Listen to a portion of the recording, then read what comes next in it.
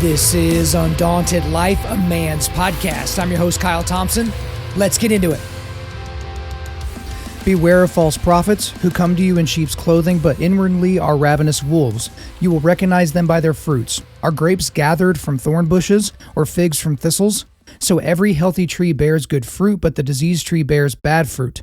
A healthy tree cannot bear bad fruit, nor can a diseased tree bear good fruit. Every tree that does not bear good fruit is cut down and thrown into the fire. Those are the words of Jesus recorded in Matthew 7:15 through 19.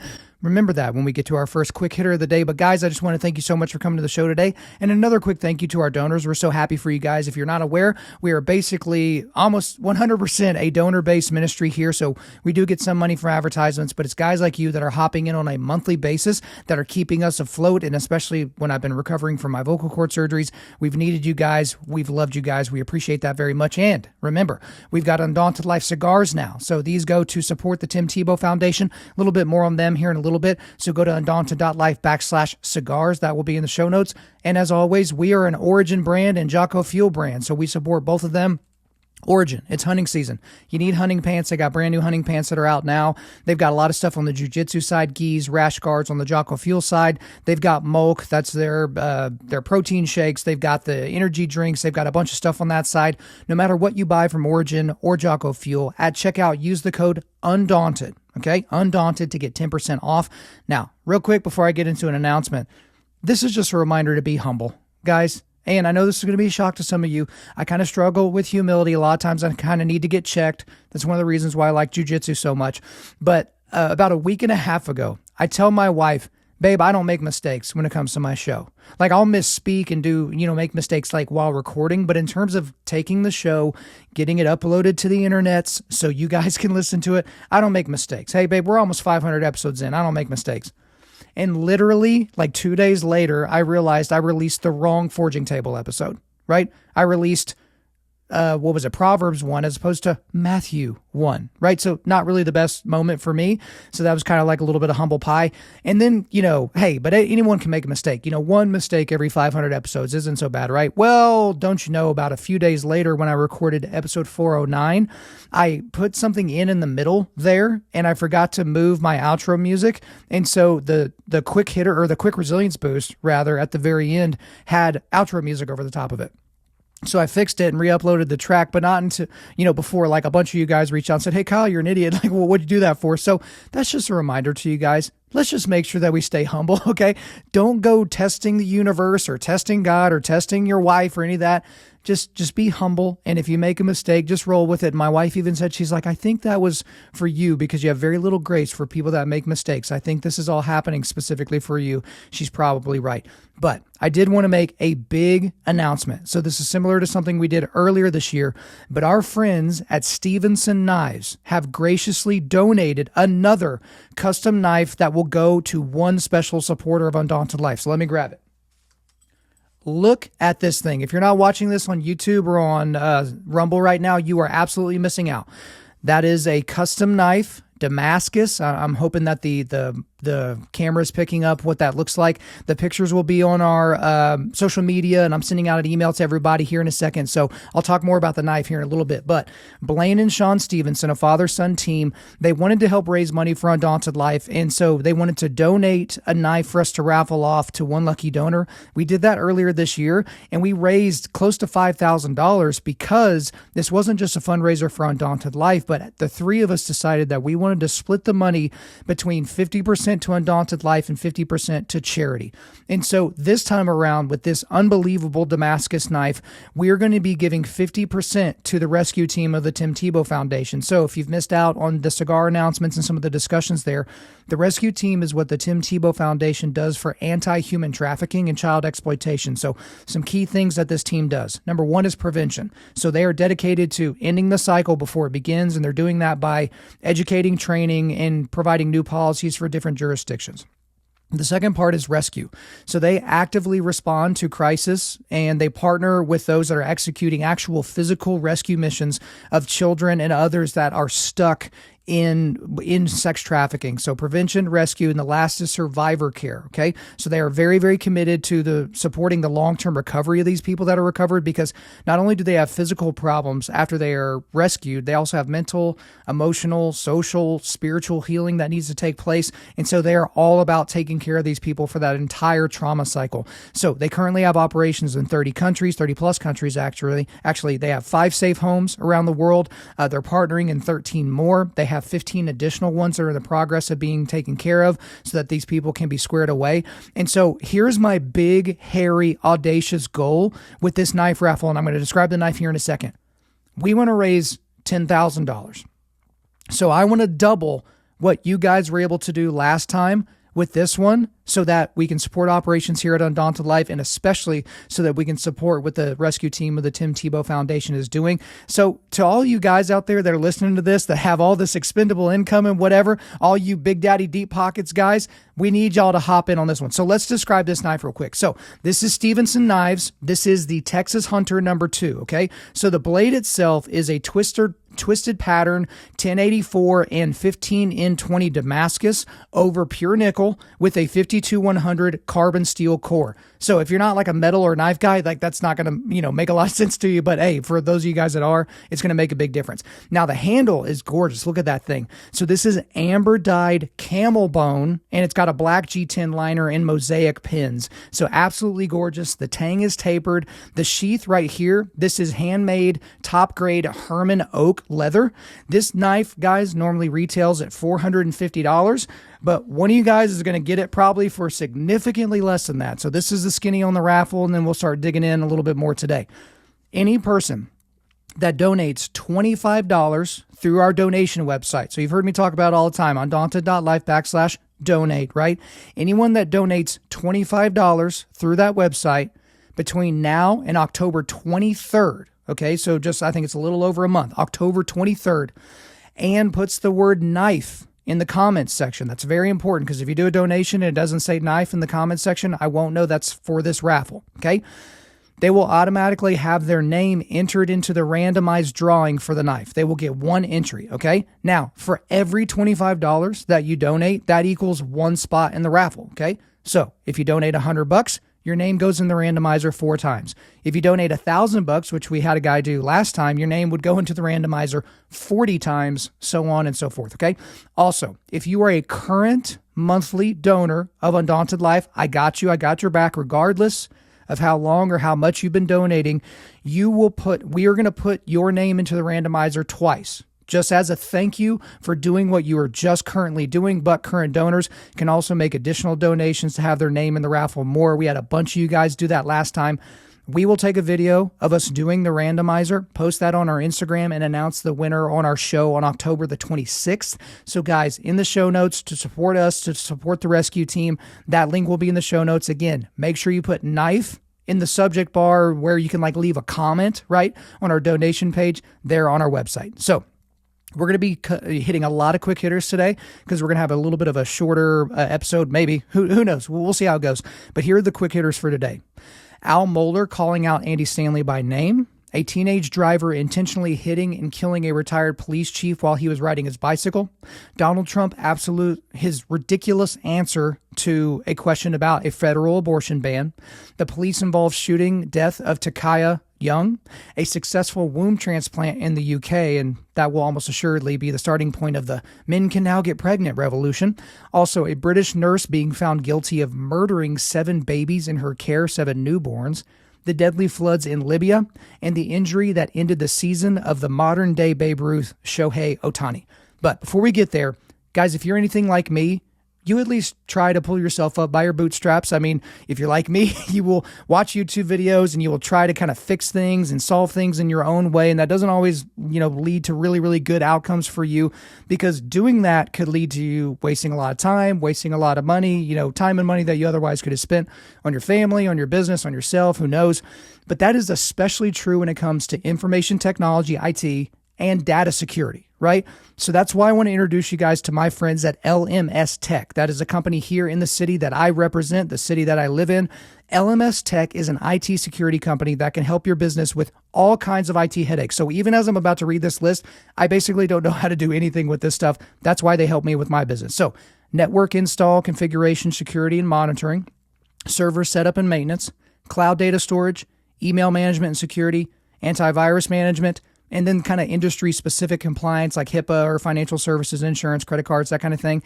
And they even do custom software implementation like CRMs and HR tools. So the thing is, guys, is you need to focus on making your business successful. So let LMS Tech secure your IT. So I trust LMS Tech with the security for our business here at Undaunted.Life. So I think that you guys should give them a shot. So to get your free IT and data security assessment, visit this website. It's very, very easy.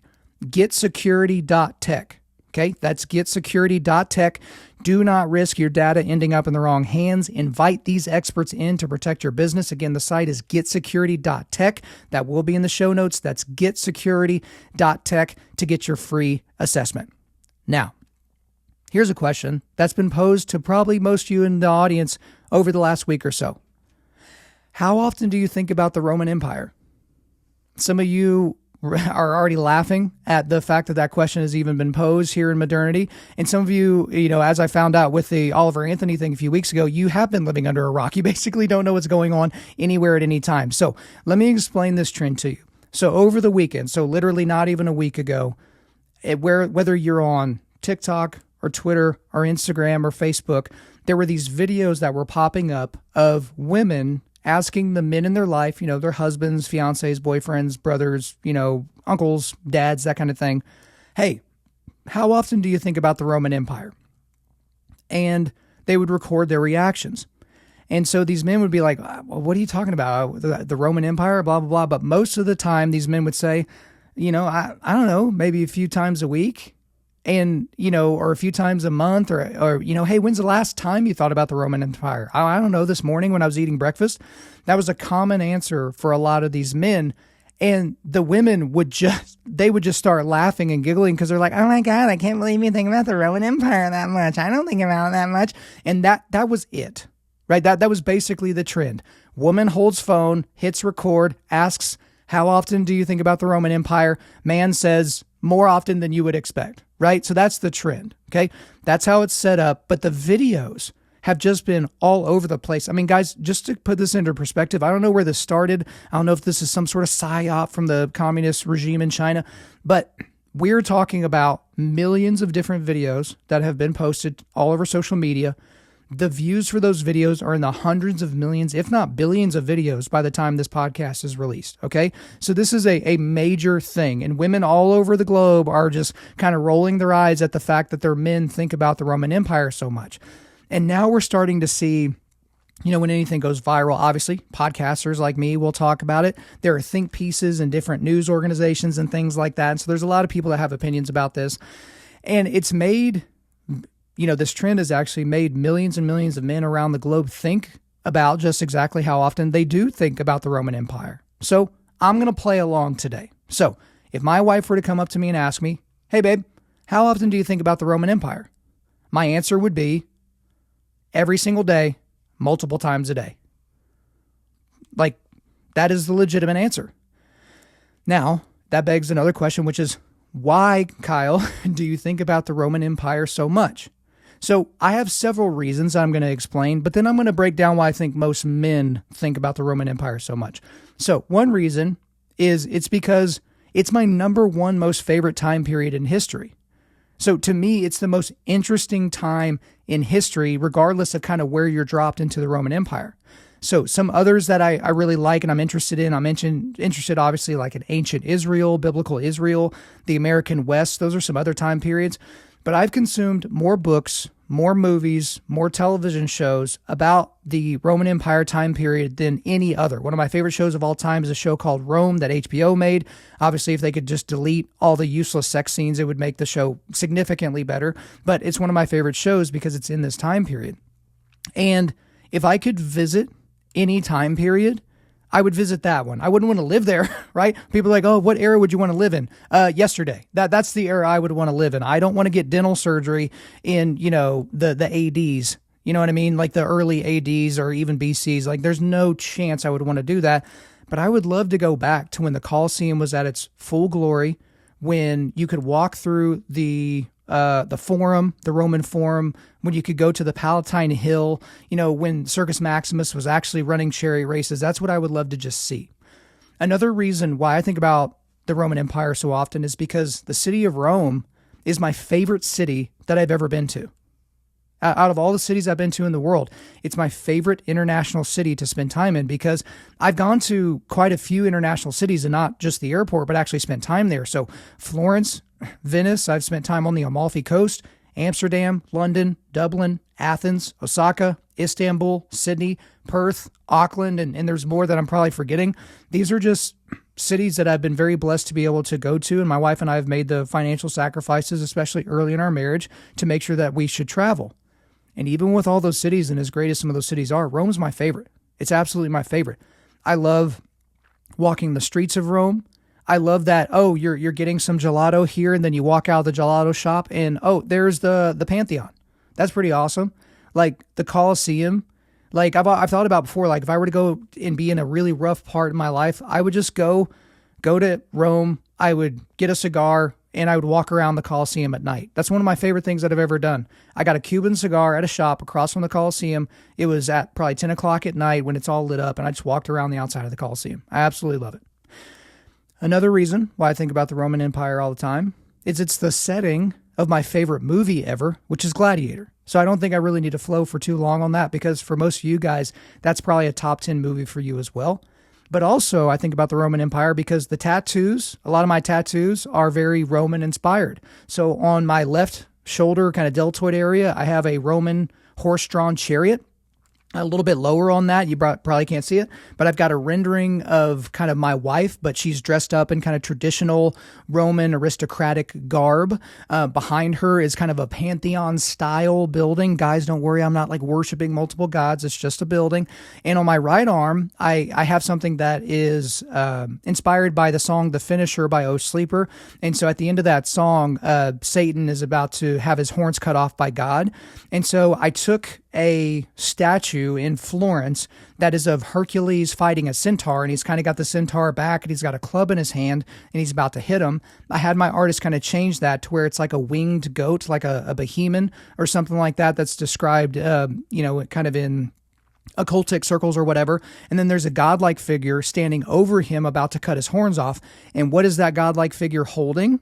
He's holding a Roman gladius, a Roman sword, short sword, okay?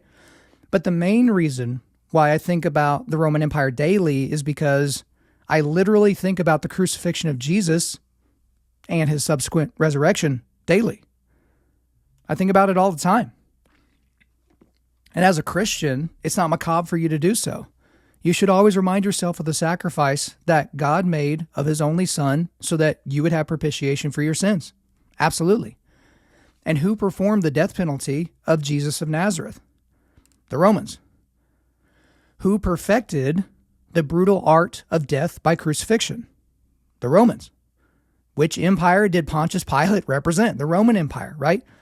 Guys, the entirety of Jesus' life and ministry takes place under the ultimate and far-reaching thumb of Rome, right? We see that come up as we read different gospel accounts.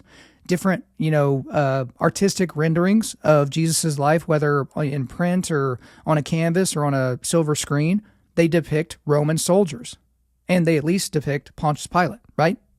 So those are some of the reasons why I think about the Roman Empire. But as I kind of extrapolate this out to the greater manhood community of the world, I guess, I gave it some thought as to why men in general think about the Roman Empire so much. And I came up with 5 reasons. And the 5th one is the most obvious and the most important. So stick with me. The first reason why I think men think about the Roman Empire so much is as men, we think about prolonged dominance. Because the Roman Empire certainly had its ups and downs. You don't have to be an expert in Roman history to know that. But this was a dominant hegemon of the world for a very, very, very long time. Their footprint covered dozens of countries in modernity. Like, it was just a very widespread, dominant thing.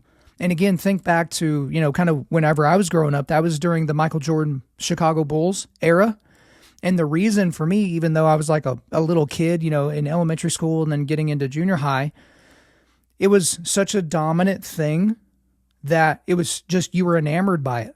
Because the Michael Jordan Bulls are probably the most dominant team in the history of the big sports, right? So you might say, oh, what about the Yankees, 27 championships? Yeah, but they won a ton of those, like in the 30s and 40s. And yeah, they had some dominant teams. But in modern Big Five sports, or the Big Four, so that would be, the NFL, the NBA, Major League Baseball, and the NHL, there's nothing that really compares to Michael Jordan's Bulls in the 90s. Nothing. And we like that as men. Even if we hate the Bulls, even if we're a fan of a different team, the Pistons or the Celtics or something like that, we got to respect that prolonged dominance.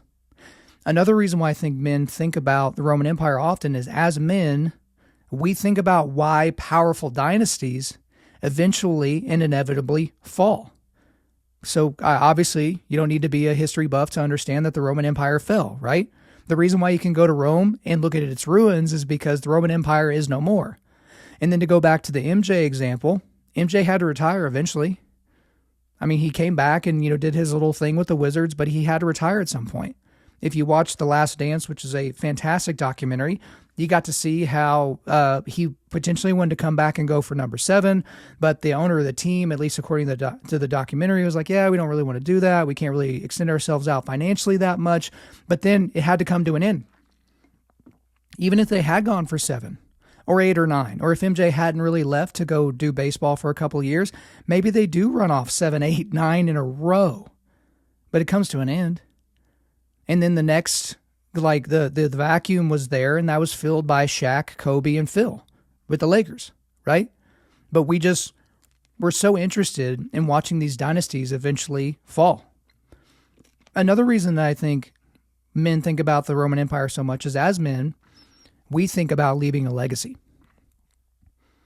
Because Rome has left such a legacy. If you think about it just architecturally, the aqueducts, like, you need to go watch YouTube videos about the Roman aqueducts and what they were able to do so long ago. It will absolutely blow your mind. And the roads that they created that are still there, the walls, the bridges, there are literally bridges where they have printed on the bridge, I have built a bridge that will last forever. And they're lasting longer than bridges that are built in modernity here in the United States. But when you think about certain emperors, you think about Julius Caesar, you think about Octavius, you think about Hadrian, you think about Marcus Aurelius. And then obviously with Marcus Aurelius, obviously you need to read Meditations. It's on our book list on our website. You have the philosophy that comes from a lot of these men. That's, the Stoic philosophies kind of comes from this era as well. The political inventions. There are things that are happening right now in Washington, D.C. that we wouldn't have gotten the ideas to do if not for the Roman Empire. Another reason why I think men think about the Roman Empire so much is, as men, you guys know this is true, we think about fighting in general a lot, and we also think about fighting to the death a lot. So for some of you that are a little bit more docile, maybe that doesn't make a lot of sense to you. But like for me, I'm a fairly aggressive guy. Obviously, I do jiu-jitsu, and I run scenarios in my brain all the time about if I got in a fight to the death, whether I'm armed or not, fighting another human being until one of us dies, right? There's a lot of people that have kind of thought about here even recently, who's the baddest man on the planet, right? Is it Tyson Fury, the baddest boxer on the planet, or is it a guy like John Jones? And Dana White basically said it perfectly. He's like, if you look, and Joe Rogan said the same, if you put John Jones and Tyson Fury in a room and only one of them gets to leave, every single time that's done, John Jones leaves that room. Like there's just no two ways about it. So we think about fighting and fighting to the death. Isn't that just gladiatorial combat? Part of the bread and circus. We think about fighting. Guys, one thing they used to do back in the day when the Colosseum was in all its glory, they would fill the Colosseum floor with water, and they would have naval battles inside of there. They would have ships, and people would do these battles. But then obviously, about the hand-to-hand combat whenever they're, men are fighting men, and then, men are fighting against animals like bears and lions and stuff like that. We think about that a lot because a lot of men at least watch MMA, but perhaps they train MMA, they train Brazilian Jiu-Jitsu, Muay Thai, kickboxing, other legitimate martial arts. And then, I've said this before for me.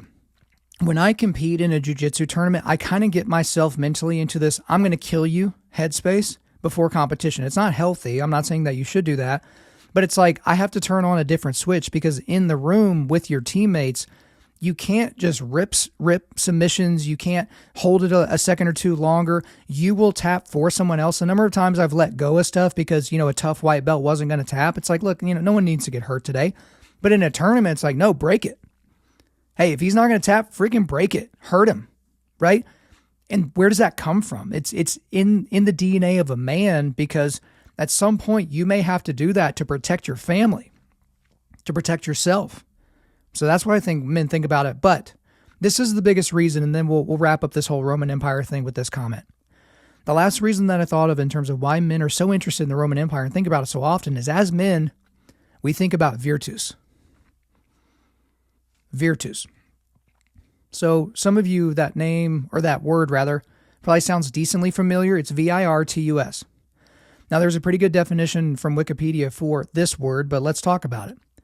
It's a specific virtue in ancient Rome, and it carries connotations of valor, masculinity, excellence, courage, character, and worth perceived as masculine strengths. So it was thus a frequently stated virtue of Roman emperors and was personified as a deity named Virtus.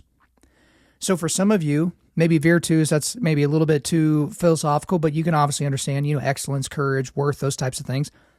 What about strength and honor? To go back to Gladiator.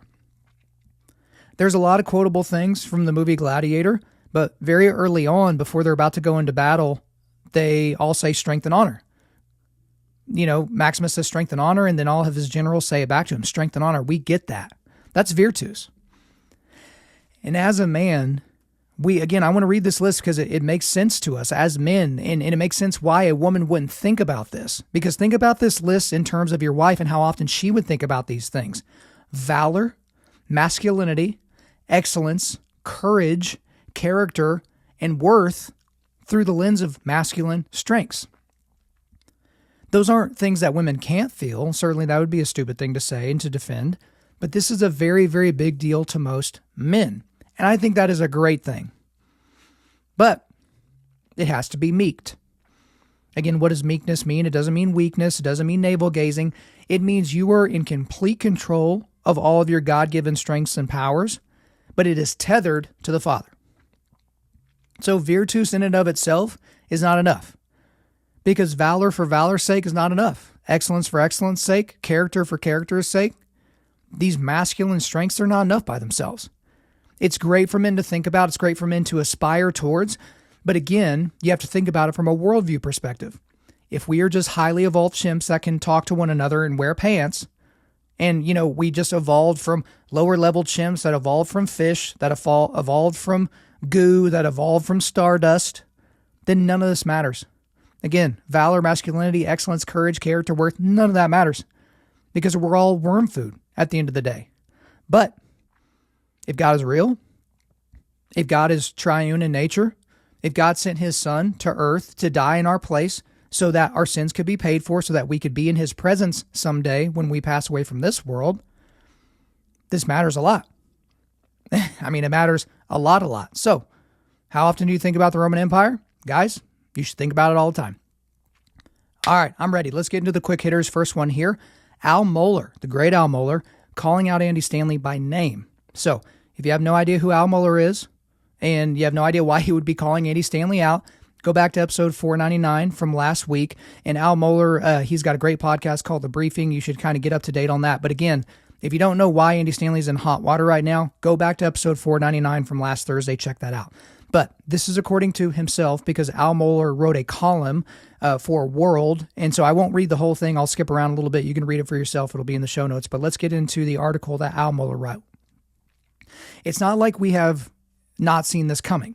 Andy Stanley is set to host the Unconditional Conference at a campus of North Point Community Church in coming days, and the website for the conference bills this as a 2-day premier event, especially designed for parents of LGBTQ plus children and ministry leaders.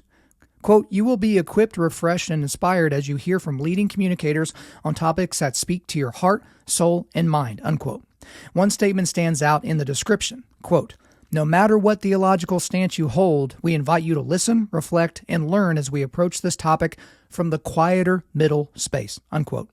The promise of quieter middle space might appear attractive given the volatility of cultural discourse on LGBTQ plus issues and a conference designed to help parents of LGBTQ plus children and ministry leaders work through these issues in clearly biblical terms would be a welcome development.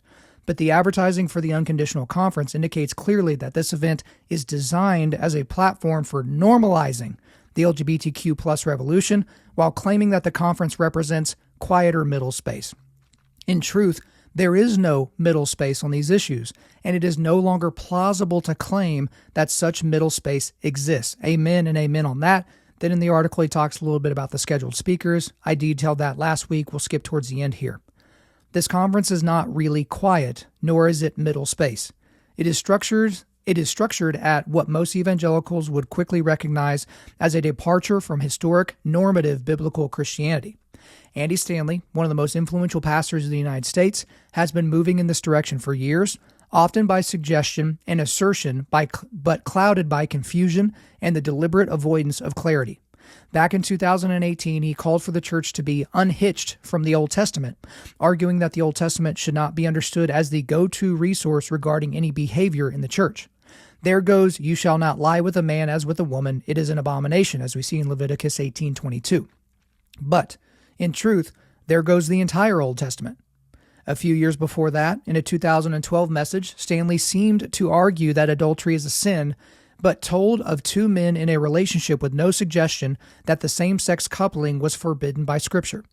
When the message became controversial, Stanley did not clarify the situation at all. More recently, in another message, Andy Stanley dismissed biblical texts against homosexual behavior as clobber verses and said, quote, "If your theology gets in the way of ministry, like if there's somebody you can't minister to because of your theology, you have the wrong theology," unquote. This is not a misunderstanding. This is a trajectory that points to the Unconditional Conference and two speakers married to other men on the platform. This is a clear and tragic departure from biblical Christianity. I absolutely love this by Albert Mohler. I love that he did it, and I love that he did it boldly. And here's my big takeaway on this one. We need more prominent pastors naming names. Again, it's just my opinion, but where are the other prominent pastors naming names? So we had Lucas Miles on the show a couple months ago in his latest book, Woke Jesus. He named pastors by name, but in a previous book, he named pastors just tangentially. He named them kind of in spirit, but he didn't name them by name. Now, you could have drew some conclusions as to who he was talking about, but he didn't do it on purpose. And how most pastors talk about it is they'll say, well, there's some pastors these days that will tell you that a boy can become a girl. That's just not right. Or some pastor these days, they've come out as, gay affirming, and that's just not right. But why not name the names?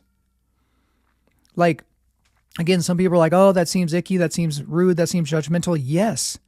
But we see from Scripture not that we are not to judge, but that we are to judge the right people inside the church, and to not to judge them so harshly as to kind of throw the scales into our favor as we judge them, and to take the judgment seat of God as we do so.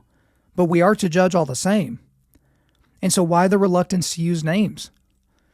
Again, I'm not a pastor, so as a podcaster, I can say whatever I want, right? And you get to choose whether or not you listen, whether or not you share, and whether or not you support. And that's fine. I'm fine with that setup. But I don't see a biblical reason why pastors shouldn't do that. Again, look at what Paul did to Peter. Peter was acting out in a very, I guess you could say, racist way with the Judaizers, and Paul rebuked him publicly to his face. To which you might say, well, Albert Mohler didn't take this directly to Andy Stanley. Here's the thing, Andy Stanley is a public person. So if he had a personal relationship with him and something came up, he would go to him individually. So here's some good examples. Let's say Joby Martin or John Cooper or Phil Robertson or any of these great Christian men, some pastors, some not, but great Christian men nonetheless. If they did and said something in public that was absolutely reprehensible, or something on social media or something like that, I would go to them individually. I wouldn't blast them on the show because I have an individual relationship with them. But with someone like Andy Stanley or Stephen Furtick or Hillsong in general or Carl Lentz or something like that. These are public people that have made their pronouncements publicly. And so why should I not be able to denounce those things that they're saying publicly? So this is my encouragement to pastors out there, to people with platforms. If you have pulpits and if you have platforms, use them in a way that Albert Mohler did. We need to call the wolves out that are in our midst. Our next quick hitter here, a teenage driver intentionally hitting and killing a retired police chief while he was riding his bicycle. So this is according to the New York Post. A retired California police chief appeared to be deliberately mowed down and killed while riding his bike in Las Vegas by a laughing teenage driver whose pal can be heard saying, "Yeah, hit his ass." Video of the incident shows. Andreas Probst, 64, was killed after he was deliberately struck while out for a morning bike ride around 6 a.m. on August the 14th, according to Las Vegas police. The unidentified 17-year-old driver of the Hyundai was arrested by police soon afterward, the Las Vegas Review-Journal reported.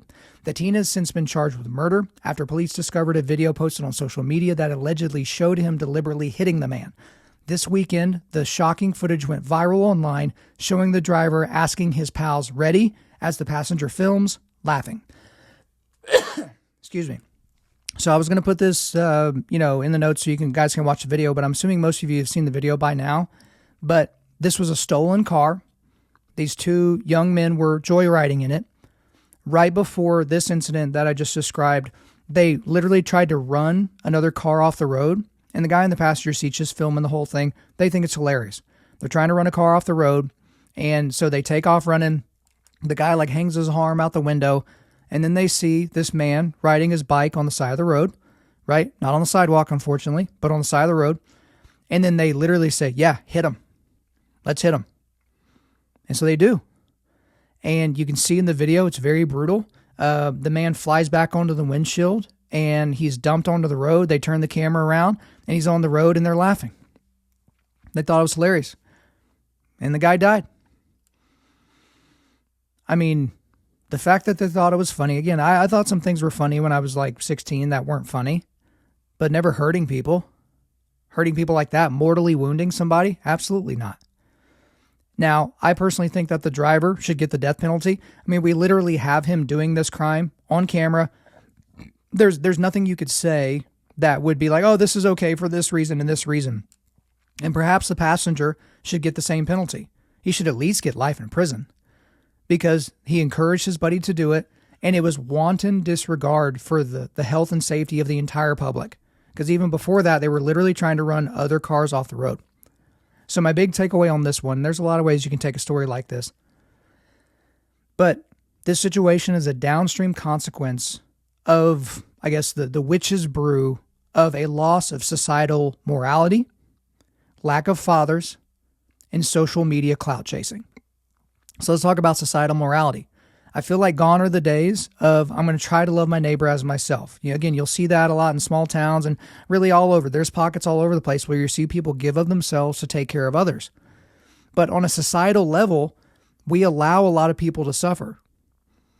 We just let homeless people that are, substance abusers or criminals or mental health problems that are befalling them, we just kind of let them sit out there and suffer, right?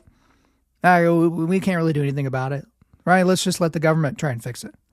But we've kind of lost that societal morality. And also, I don't know anything about these two young men, but can we assume that they didn't have good fathers in their life? How many of you guys, either for yourself or the people that you know in your life, that had good fathers that were around, fathers that were, pouring into the lives of their kids, went out and did stuff like this? I mean, sure, that happens. You could have a good family and just have, literally a rotten egg who goes out and does something crazy and murderous. But can we assume that these boys didn't have great fathers? I mean, the statistics are with me in that assumption because it's like the majority of kids now are growing up in single mother households, especially of the race of these two young guys, right? They're growing up without a dad around. They're growing up without father figures. And another thing is social media clout. Why were they filming? Again, we all have smartphones. We all have tablets. But don't be that guy, recording with your tablet. That's weird. But we have our smartphones. And so we can't enjoy the concert. We have to film it through our crappy little camera on our phone. We can't just hang out with our kids. We have to take pictures. And I do the same thing. Take pictures and take video so we can, remember it for later. But a lot of people are doing things specifically with social media clicks and likes and shares in mind. And I have to do that because that's part of the business. Because if our social media presence doesn't grow, we can't equip more men around the globe to push back darkness. So I get it. But these aren't people that are running a business. These are just two idiots, two jerks that decided that they were going to steal a car, again, reminder, and then film them trying to hurt people. Because the thing is I don't want to hear this excuse like, oh, they're just 16. You know, they didn't know that they were going to kill the guy when they ran into the back of his bike going 40 or 50 miles an hour on a road. Of course they knew that was a possibility. And those same people that would argue that would also argue that somebody much younger than that can choose their gender and choose whether or not they should have their genitalia removed, right? But this is just, it's a gross story. I absolutely hate it for this man's family. And I hope both of these guys get the full brunt of the law when it comes to what the outcome is going to be. All right, next quick hitter here. Donald Trump's absolutely ridiculous answer to a question about a federal abortion ban. So this was shared all over the place on Twitter over the weekend. This was a recent interview that Trump did with Meet the Press. And I can't remember the gal's name that did the interview. I thought she did a pretty fantastic job of trying to be fair. I think it was like her first interview on Meet the Press. And so, you know, your first interview as the former president, that's interesting. So let's go to the clip here. Mr. President, I want to give voters who are going to be weighing in on this election a very clear sense of where you stand on this. I think they're all going to like me. I think both sides are going to like me. What's going to have to happen is you're going to have to listen. You're asking me a question. What's going to happen is you're going to come up with a number of weeks or months. You're going to come up with a number that's going to make people happy, because 92% of the Democrats don't want to see abortion after a certain period of time. If a federal ban landed on your desk, if you were reelected, would you sign it at 15 weeks? Are you talking about a complete ban? A ban at 15 weeks. Well, people are starting to think of 15 weeks. That seems to be a number that people are talking about right now. Would you sign that? I would sit down with both sides and I'd negotiate something, and we'll end up with peace on that issue for the first time in 52 years. I'm not going to say I would or I wouldn't. I mean, DeSantis is willing to sign a 5-week and 6-week ban. Would you support that? You think that goes too far? I think what he did is a terrible thing and a terrible mistake. I mean, there's a lot of things there that you can point to. Obviously, Trump has his bombastic style. He's going to interrupt. He's going to do different things. But the first hint that this was going in a bad direction was when she brings up a 15-week abortion ban. And he's like, oh, you know, he kind of vacillates. He's like, yeah, you know, 15 weeks. And, you know, I would do this thing where I'm going to pretend to be moderate and pretend like I can come up with a deal that both sides of this issue would like. Again, to go back with Albert Mohler was saying about the Andy Stanley stuff, what exactly is the middle position on abortion? Like, it's okay to kind of kill kids. I mean, what exactly is that position? But the worst quote is obviously at the end. So you have Trump saying DeSantis is willing to sign a 5-week and 6-week ban, which the DeSantis thing, can we just talk about how that's maybe the worst of all the nicknames that he's come up with? But yeah, he's willing to sign a 5 or 6-week ban. And she, to her credit, said, would you support that? Do you think that goes too far? And then Trump said this, which could be brought into two different statements. He says this: I think what he did is a terrible thing and a terrible mistake. Okay? A terrible thing and a terrible mistake. That's important because Trumpsters are trying to spin this now to say, no. He was saying it wasn't advantageous to the electorate because obviously you have to be moderate if you want to get wins in the general election and things like that. But no. I'm going to take him at his word. You could say it was a terrible mistake and you could make the political argument, but he said it's a terrible thing. It's a terrible thing that Ron DeSantis signed a 6-week abortion ban in the state of Florida. Think about that statement. That is egregious. It's a horrible thing for him to say. So I'm going to get right to my big takeaway on this one. I'll remind you again, I've never, not even for a second, believed that Donald Trump was pro-life in his heart. But he legislated in a more pro-life way than any president in United States history, as we can see with the overturning of Roe v. Wade and getting the 3 justices on the Supreme Court.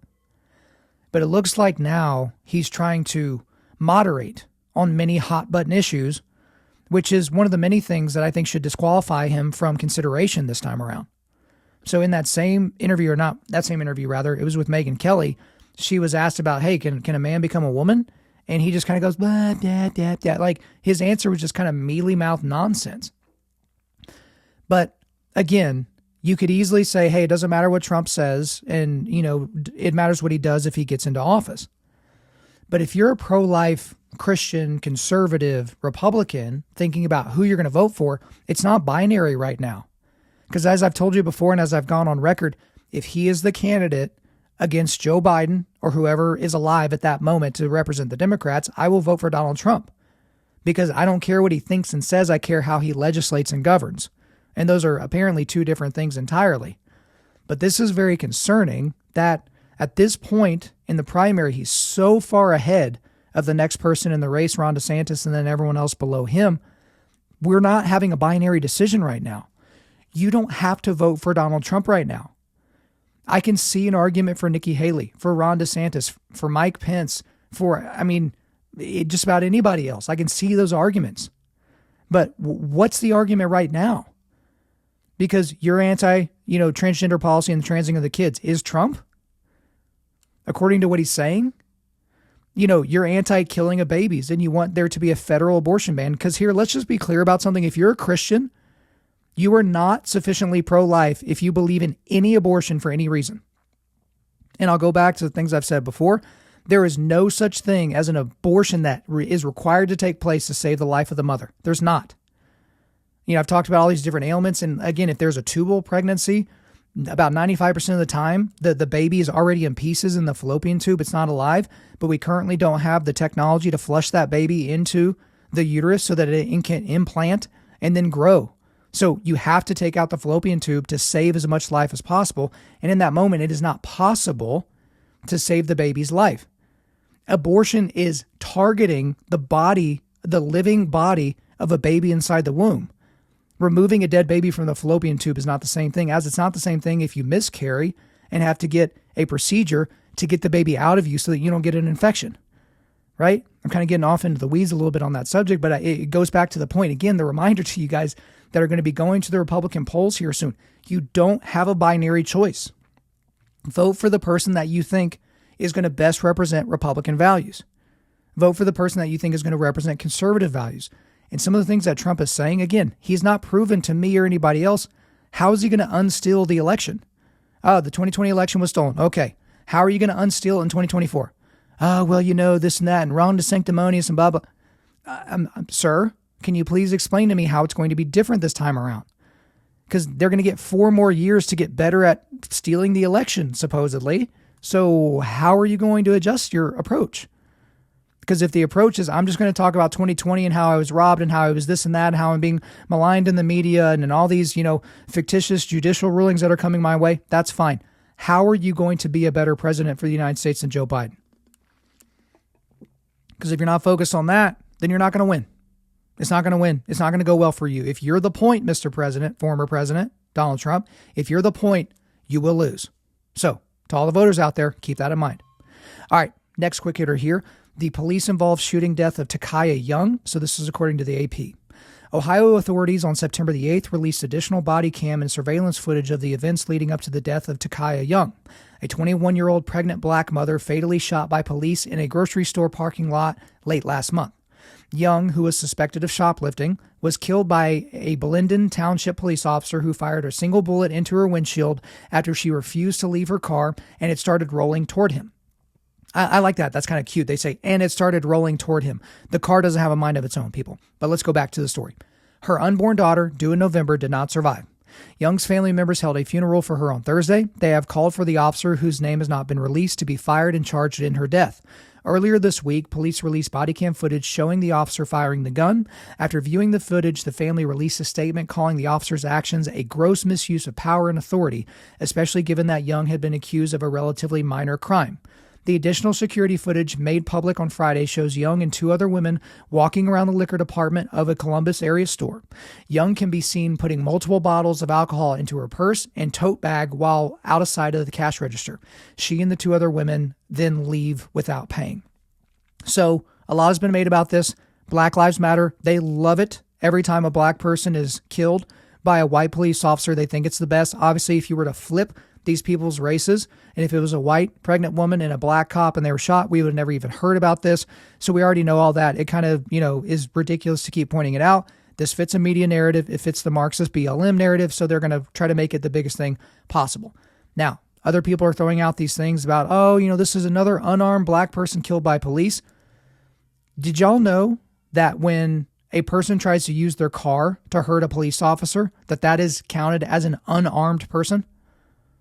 Because I'm going to go out on a limb here.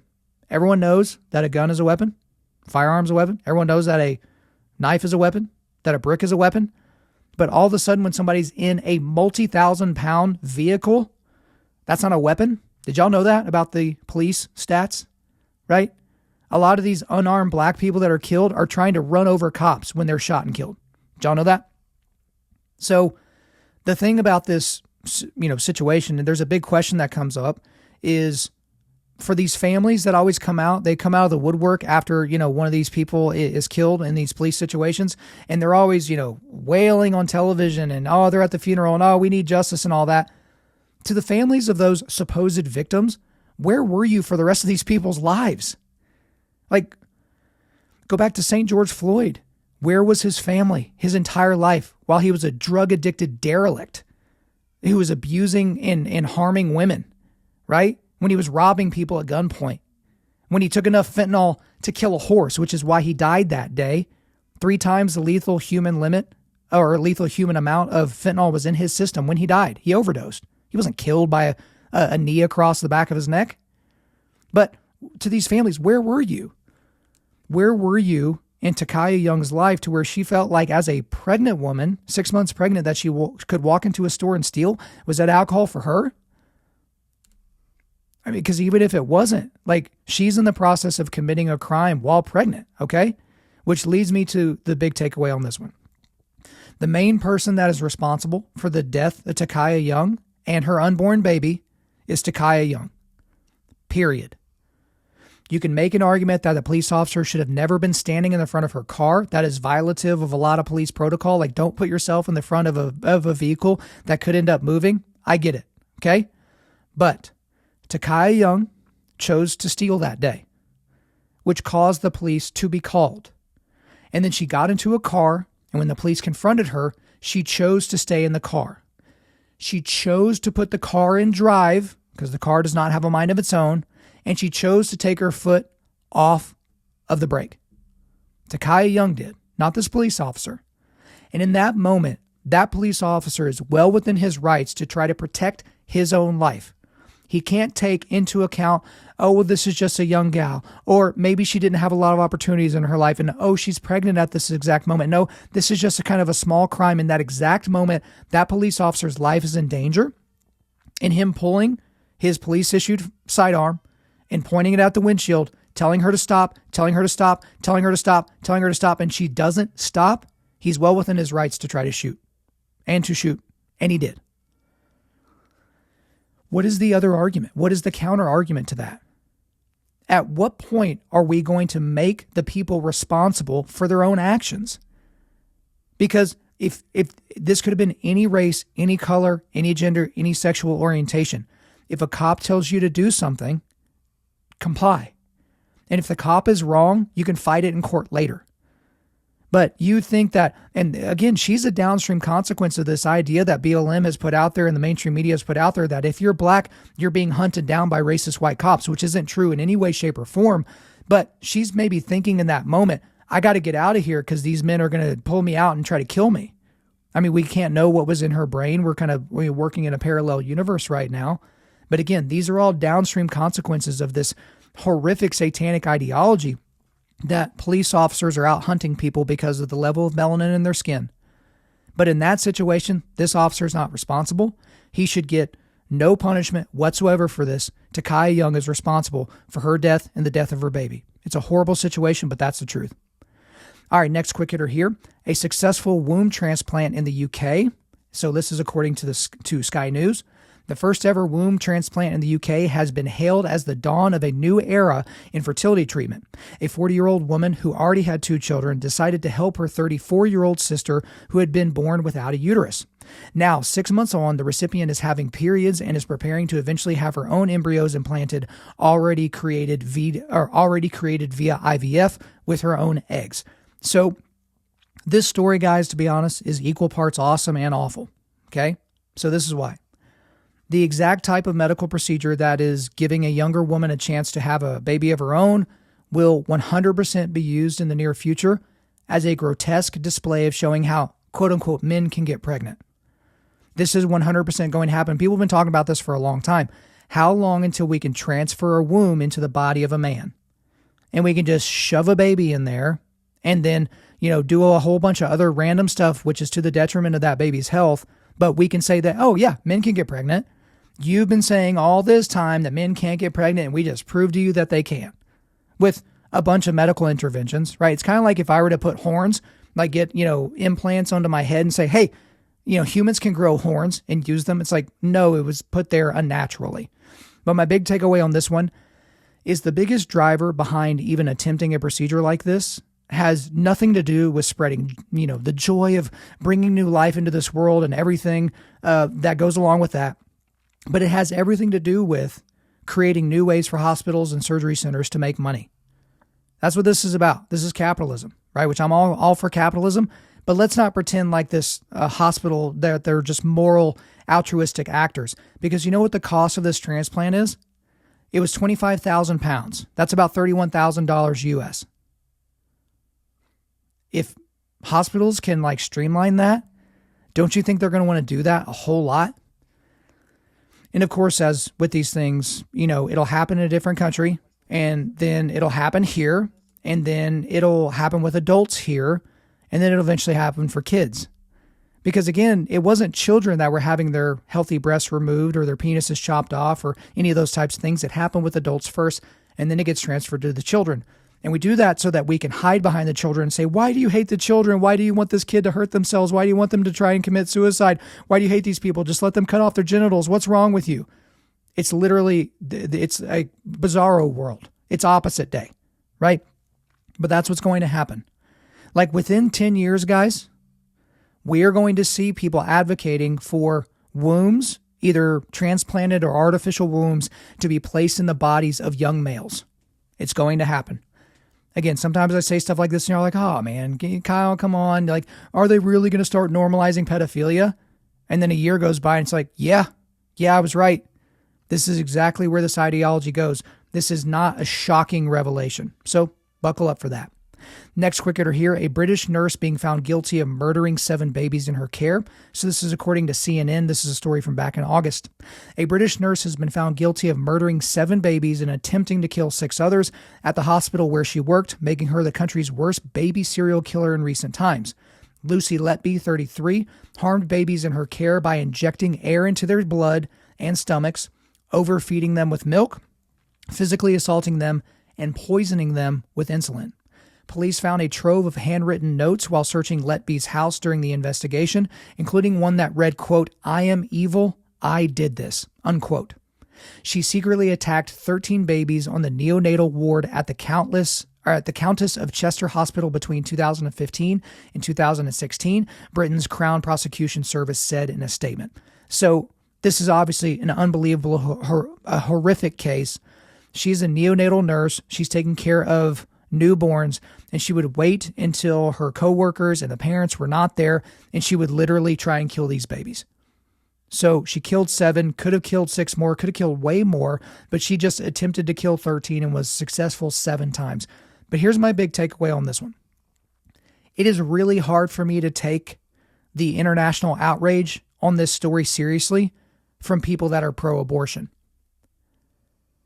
Because geographically, that baby is the same outside the womb as it would have been inside the mother, because we can assume that at least one of these babies that this demon killed was not born at 40 or 41 weeks. They were probably born a few weeks early. Both of my sons were born a few weeks early. And so geographically, they're located inside the mother's womb, which pro-abortion people would claim and say, like the Democratic Party platform says, that that baby should be able to be killed by the mother for any reason, at any point, and paid for by taxpayer dollars. The UK is incredibly pro-abortion. So why the outrage? Again, there's this disconnect in our brain where we think the vaginal canal somehow confers personhood. So it's like, oh yeah, you're inside the vaginal canal and then you come out of the vaginal canal and that causes you to become a human being worth something and worth our protection, having moral value. It's a completely morally bankrupt worldview. But again, this is a horrific story and we know why. Because we know newborn babies are innocent and they are helpless. So they require protection. Please explain to me how that's different when they're located just inside the womb. All right, next quick hitter here. The deadly floods in Libya. So this is according to the AP. The warnings were clear but went unheeded. Experts had long said that floods posed a significant danger to two dams meant to protect nearly 90,000 people in the northeast of Libya. They repeatedly called for immediate maintenance to the two structures located just uphill from the coastal city of Derna. But successive governments in the chaos-stricken North African nation did not react. The warnings came true in the early hours of September the 11th when residents of Derna woke up to loud explosions before floodwater pounded the Mediterranean city. They found that two dams had broken, unleashing a wall of water 2 stories high that wreaked destruction and swept entire neighborhoods out to sea. The death toll has been varied, with different government officials and aid agencies giving different tallies. Libya's Red Crescent said that at least 11,300 people had been killed and an additional 10,000 are missing. So it's so horrific. A lot of bad stories on today's Quick Hitters, but that's what we cover here on the show. It's so bad that this was preventable, that they could have, taken aid money that they give from countries like the United States and solidified these dams and chose not to do it. I've heard, Jordan Peterson point this out, and he's right. They're the only countries in the world where people starve to death are those with corrupt governments. Those that choose to line their pockets and do nothing for their populaces. So that was one of the other big, horrible things that happened in Afghanistan when we pulled out. When the Taliban took back over the country, they're not using aid money or any other unfrozen funds to make sure that everybody in the country gets a good education and a full belly. They're lining their pockets. And a lot of them were lining their pockets, and even the government officials were lining their pockets while America, was in the country. So, go figure on that. But my big takeaway on this one is even with the rot of culture that we're living in currently in the United States, all of us alive right now will likely never have to experience something like this in America. And I know saying that in light of what happened in Hawaii might, seem a bit unsensitive. That's certainly not my message. But again, you have people living in structures that are being protected by dams that are not being upkept. And when are you going to see something happen in the U.S. where potentially 20,000 people are going to die? When we see these horrible tragedies where there's like a tsunami and it takes out tens of thousands of people, different places around the world, that would never happen in the U.S. under our current culture because we have building standards and building codes, which I know can be laborious for people that are building and having to deal with all that. But we're building structures that can withstand high winds and some flooding and different things like that. And so I guess I'm saying be thankful. Be thankful here in the United States that you're not going to have to deal with that, really. That doesn't mean don't prepare. Obviously, we have a tornado shelter here in my house. People that live in hurricane areas, you got to prepare for those things and be smart and be weather aware. But we're probably not going to ever have to deal with something like that. So we should be thankful, but be praying for the people of Libya. Just a horrible, horrible tragedy. All right, a couple more here. The injury that ended, actually, this is the last one. So the injury that ended the season of the modern day Babe Ruth, Shohei Ohtani. Okay, so this is according to CBS News. Shohei Ohtani's 2023 season is over. The Los Angeles Angels announced Saturday that Ohtani has been placed on the 10-day injured list with an oblique injury, and the two-way star will not play again this year. GM Perry Manassian, told reporters, including ESPN, Ohtani will have a procedure on his elbow soon, and he will remain with the Angels through the end of the regular season. Ohtani has a torn ligament in his right pitching elbow, and Tommy John surgery is the usual treatment for torn elbow ligaments, but not always. Alternative procedures are available for certain tears. So, if you don't know who Shohei Ohtani is, let's back up to that and then get back into the story. So Shohei Ohtani is literally a unicorn, because he is one of the best hitters in baseball right now, and he's also one of the best pitchers in baseball right now. So I would go through his numbers and things like that, but just take my word for it. So he literally is worth $250 million as an offensive player, as a DH. That's how good he is. He's also worth that as a pitcher because he's literally like a top 5, top 10 pitcher at any point. but he's had some injury problems. Early in his career coming over to the United States, he had to get Tommy John surgery because he blew out his pitching elbow because he throws high 90s, has a lot of torque on the elbow. And now he's hurt that again. Now, Tommy John surgery is something that most pitchers get at some point in their career. And so it's not always that big of a deal, but a second Tommy John, now we're looking at some big problems. And so he is legitimately has a chance to be the single greatest player in Major League Baseball history. But the only thing that would keep him from doing that would be not having the longevity, because he started his career in Japan, so he has some wear and tear from Japan. And now coming over here, it's hard for him to kind of have an entire season where he's healthy. And even missing the last month of the season, he's still going to be the runaway MVP. He's one of the most incredible things that we've ever seen in sports. The fact that he doesn't speak English is one of the big things that hurts him, because he should be front page news and should have been all summer. But he plays for the Angels. The Angels are horrendous. They're always horrendous. They play games on the West Coast. They're never playing in important games. They never play in the playoffs. They never play in the World Series. And he doesn't speak good English, so it kind of leads to people not really caring about Shohei Ohtani. But this injury might cost him hundreds of millions of dollars. Because I think the largest contract ever signed was his teammate, Mike Trout. He signed for $400-something million. Excuse me. $400-something million, which goes, obviously he was the best player at the time. He gets this crazy deal. That's fantastic. But they were wondering if Ohtani would get $500 million, $600 million, $700 million. I saw some estimates, because again, he's a Cy Young caliber pitcher and an MVP caliber offensive player. That's just who he is. And so you put both of those guys into one roster spot, that's worth a lot of money. The thing is I was really looking forward to whoever he would end up signing with. So you're thinking it's probably going to be the Dodgers, or maybe the Angels again, or maybe it's going to be the Yankees, or maybe it's going to be the San Diego Padres, or he wants to stay on the West Coast, so maybe even the Seattle Mariners would be a potential landing spot. But now that's probably not going to happen. And so part of me is just like, I wanted to see that number come across the ticker on ESPN that he signed, a 12-year, $750 million contract or something. But the injury is going to definitely dampen that and dampen those chances. And that's just kind of where we are now. But I'm going to go to my big takeaway here. So if you're not a baseball guy, you're not going to care. But who cares? I love baseball. The Los Angeles Angels should go down in history as the worst franchise in modern MLB history, because they have absolutely wasted the primes of two of the greatest baseball players ever, Shohei Ohtani and Mike Trout. So Mike Trout came to the majors in 2012, and I think the Angels made the playoffs once, and I think it was 2013, and they lost all 3 games to the Royals. Okay, so Mike Trout was the best player in baseball for a full decade. Got to play in 3 playoff games, and they got smashed. Never made the playoffs another time. So obviously for the entire time Ohtani has been on the Angels, hasn't played in any playoff games. It is egregious and almost criminal. Now, the Angels did win a World Series. I think it was 2001 or 2002. So they've got a World Series in modern history. But to have the level of talent that they've had and to do so little with it, and every year they have the same need. Yep, we need pitching and we need bullpen. So what do? They sign the best position player to a 9-figure deal, right?